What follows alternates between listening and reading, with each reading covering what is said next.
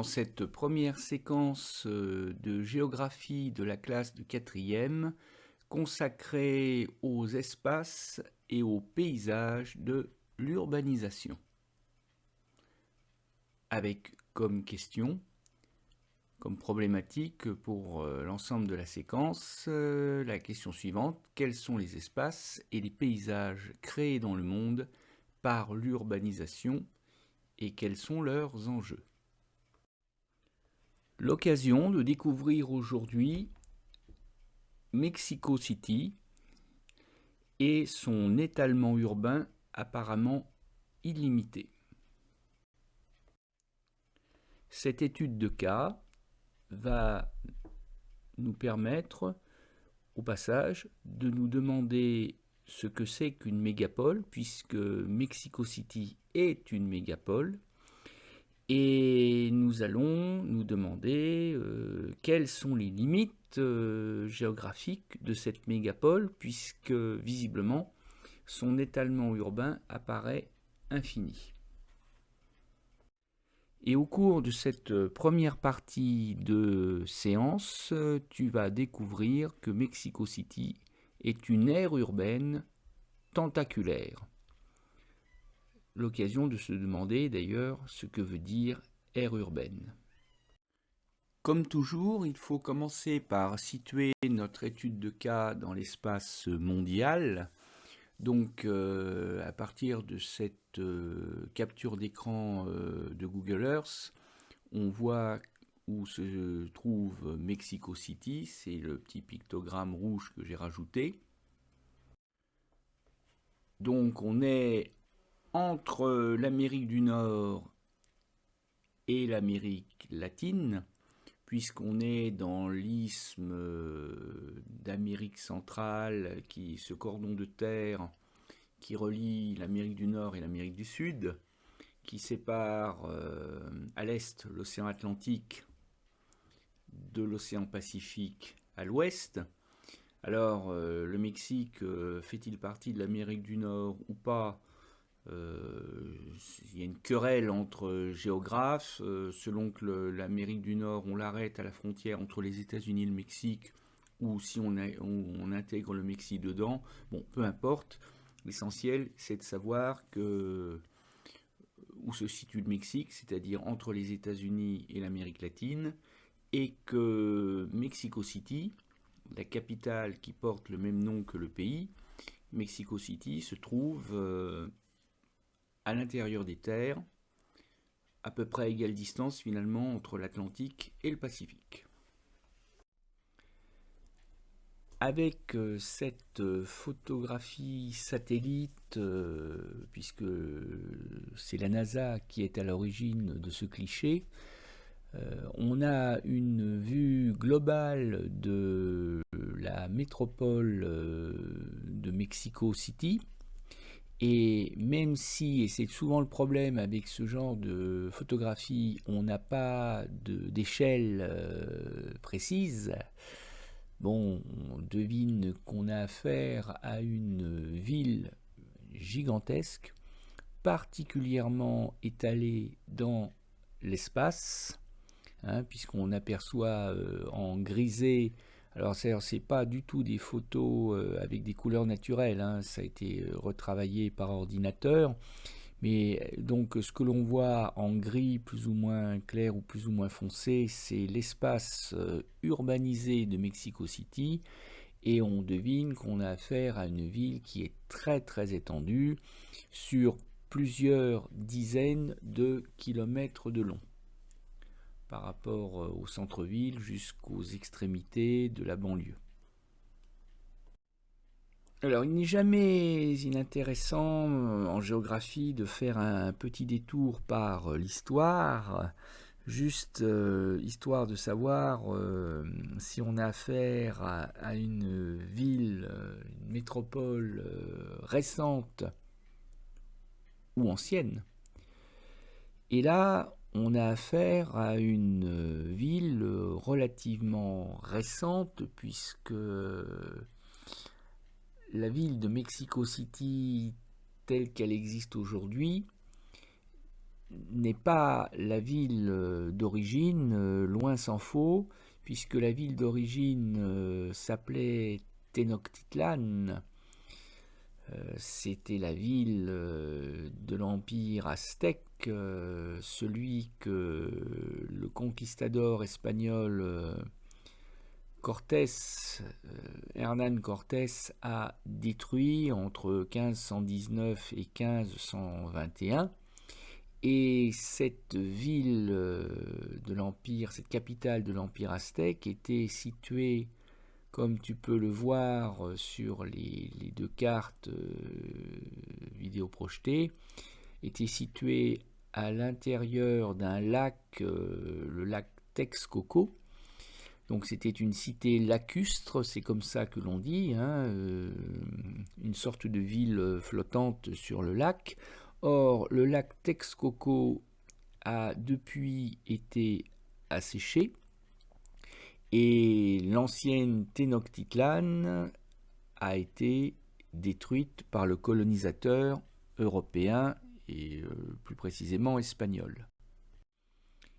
Et si tu te demandes à quoi pouvait bien ressembler l'ancienne Tenochtitlan à l'époque des Aztèques, eh bien, il y a une célèbre fresque murale d'un artiste mexicain extrêmement célèbre qui s'appelle lui aussi qui s'appelle Diego Rivera et qui représente Tenochtitlan telle qu'elle existait à peu près à l'époque de l'arrivée des conquistadors espagnols, c'est-à-dire au début du XVIe siècle, et telle qu'elle n'existe évidemment plus.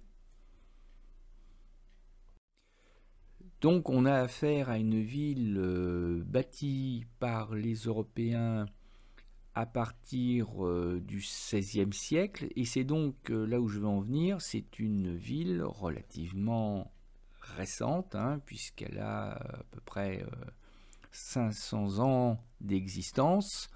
Alors évidemment, à l'échelle de l'humanité, à l'échelle d'un homme, la vie d'un homme, 500 ans, ça peut paraître long, ça peut paraître important, mais pour les villes, c'est relativement récent. Une ville comme Paris est bien plus âgée, entre guillemets, que Mexico.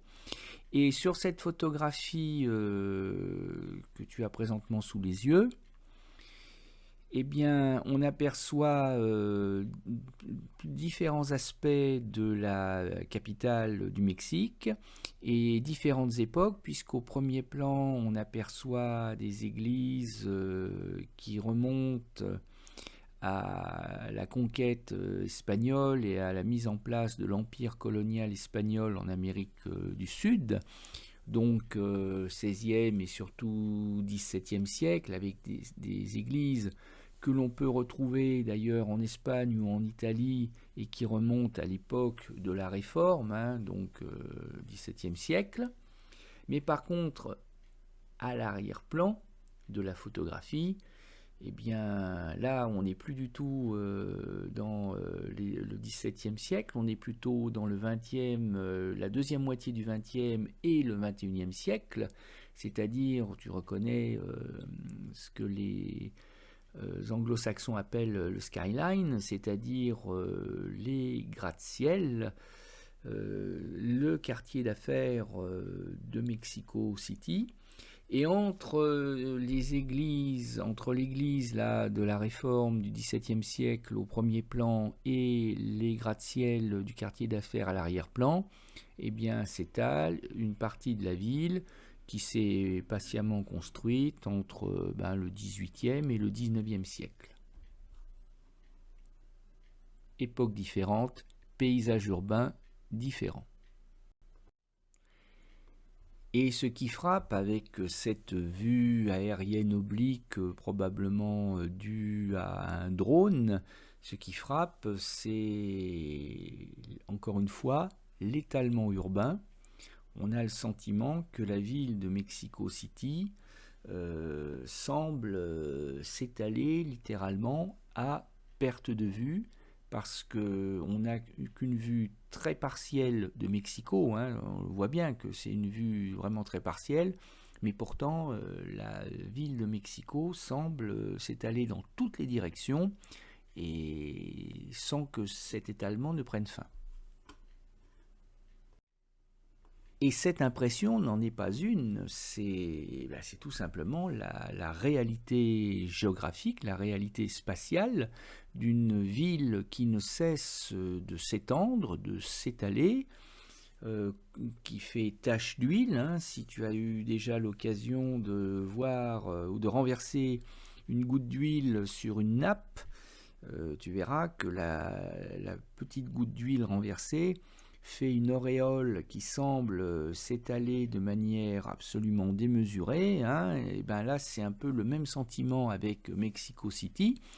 Alors, bon, même si le document est en noir et blanc, ça n'est pas grave, il est très très évocateur, il est très intéressant pour nous, parce qu'on a l'évolution spatiale de Mexico City, tout au long du XXe siècle et jusqu'au tout début du XXIe siècle. Alors bon, c'est dommage, ça s'arrête en 2005, mais c'est quand même déjà très très parlant, parce qu'on voit qu'en 1900, Mexico City a beau déjà être la capitale du Mexique, c'est une ville de taille assez modeste. Hein.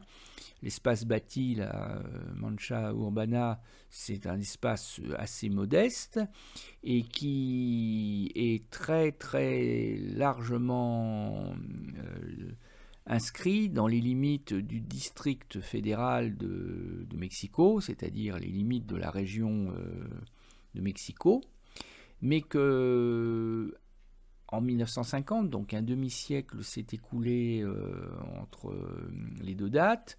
La ville commence à s'étaler dans l'espace, l'espace urbain a triplé ou quadruplé, et que par la suite, on a des cartographies qui vont de 10 ans en 10 ans, de 1960 à 1990. On voit que Mexico City s'étale toujours davantage dans l'espace et qu'elle sort très largement des limites du district fédéral dans lesquelles elle était censée être inscrite.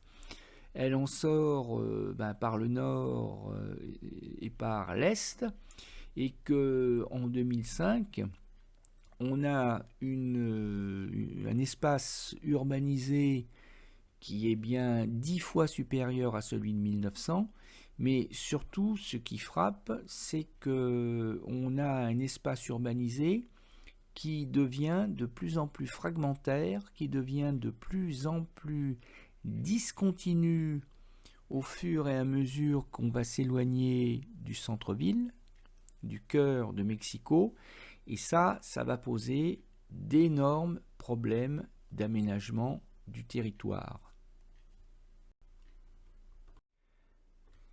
Alors, si on prend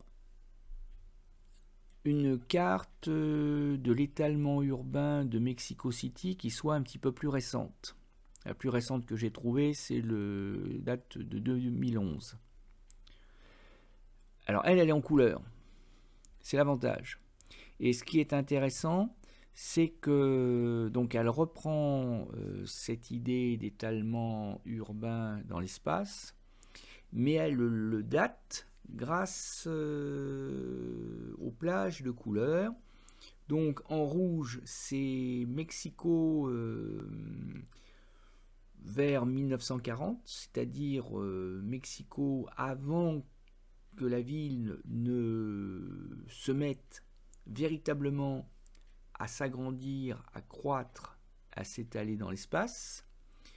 Puis en orange, c'est la Mexico qui s'est agrandie, c'est-à-dire en orange, c'est l'étalement urbain de Mexico tout autour de la ville-centre, qui encore une fois est en rouge. En jaune bouton d'or, c'est l'étalement urbain des années 1970-1980. Et puis en vert, c'est l'étalement urbain des années 1990, 2010. Et on voit bien que la ville s'est à la fois étalée dans l'espace et que, particulièrement depuis les années 1990, il y a une fragmentation de l'espace urbanisé dans la périphérie la plus lointaine, dans la banlieue, si tu préfères, la plus lointaine de Mexico. Et donc, concrètement, il est temps d'introduire un peu de vocabulaire géographique dans notre étude. Donc, la Mexico des années 1940, c'est ce qu'on va appeler la ville-centre, qui est une ville, encore une fois, de taille relativement modeste, et qui comptait en 2016 à peu près 1,7 million d'habitants, c'est-à-dire un petit peu moins que la ville de Paris intramuros, comme on dit, c'est-à-dire Paris entre les murs, c'est-à-dire la ville-centre de Paris. Donc c'est pas plus grand, c'est même un peu moins peuplé. Ensuite, on a une première couronne urbaine de banlieues proches. Alors évidemment, les banlieues en orange sont plus proches de la ville-centre que les banlieues en jaune. Mais donc on est dans les banlieues proches des années 1950, 1990 à peu près, hein, donc au cours de la deuxième moitié du XXe siècle. Et là, on a à peu près 7 millions d'habitants qui s'ajoutent aux 2 millions du centre-ville. Donc ça veut dire que entre le rouge, l'orange et le jaune, on a à peu près 10 millions d'habitants, ce qui est un petit peu moins que l'agglomération parisienne, la ville de Paris et ses banlieues proches aujourd'hui. Donc on a une taille presque comparable. Et puis, à partir des années 1990, on a maintenant une banlieue de plus en plus filandreuse, de plus en plus éclatée, éparpillée, éloignée de la ville-centre, et qu'en géographie on va appeler la couronne périurbaine, la couronne autour de la ville, qui va mêler, et c'est ça qui donne cet aspect déchiqueté, cet aspect émietté, éparpillé aux banlieues urbaines, c'est qu'on va avoir des villes, on va avoir des espaces urbanisés, mais au milieu des campagnes rurales, enfin des campagnes, au milieu de l'espace rural qui se fait grignoter à grande vitesse, mais qui parfois résiste, c'est-à-dire que ce qui est en gris,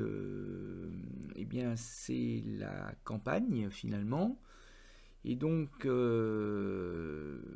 a là un ensemble d'environ 13 millions d'habitants qui se rajoutent aux 9 millions de la ville-centre et de ses banlieues proches. Et donc, ça nous fait un total, si on rajoute donc la couronne périurbaine à ce qui précède, ça nous fait à peu près 22 millions d'habitants. Et là, par contre, là, on est très au-dessus de l'agglomération parisienne, puisque l'agglomération parisienne, c'est à peu près 13 millions d'habitants. Donc là, avec sa couronne périurbaine déchiquetée et éparpillée et très étalée dans l'espace, Mexico City est beaucoup plus peuplée que Paris. Et donc, si on additionne à la fois la ville-centre en rouge, les banlieues proches en orange et en jaune, et les banlieues plus lointaines de la couronne périurbaine, on obtient ce qu'on appelle le Grand Mexico. On obtient ce que les géographes appellent l'aire urbaine de Mexico City. L'aire urbaine, c'est cet immense espace urbanisé et étalé qui compte à la fois la ville-centre, qui est son noyau, ses banlieues proches et sa couronne périurbaine. Donc là, comme tu peux le constater, et c'est toujours un peu la difficulté en géographie, c'est qu'il y a un vocabulaire à acquérir et que, ben oui, c'est un peu comme une langue étrangère, hein, il faut faire l'effort d'acquérir le vocabulaire, de comprendre de quoi on parle, parce que sinon, la géographie peut vite devenir une langue parfaitement étrangère, du chinois, et évidemment, après, on ne se comprend plus. Et bien sûr, si Mexico City s'étale dans l'espace de manière aussi spectaculaire et surtout aussi brutale, parce qu'au fond, l'étalement urbain de Mexico City a commencé au milieu du XXe siècle, à partir des années 1950, hein, guerre avant.